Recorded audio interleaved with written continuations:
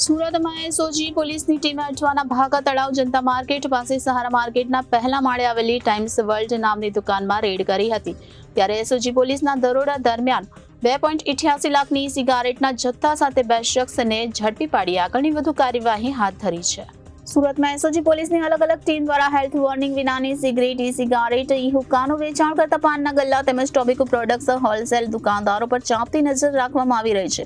આ દરમિયાન એસઓજી પોલીસની ટીમે અઠવાના ભાગા તળાવ જનતા માર્કેટ પાસે સહારા માર્કેટના પહેલા માળે આવેલી ટાઈમ્સ વર્લ્ડ નામની દુકાનમાં રેડ કરી હતી। ત્યારે એસઓજી પોલીસના દરોડા દરમિયાન 2.88 લાખની સિગારેટના જથ્થા સાથે 2 શખ્સને ઝડપી પાડ્યા હતા।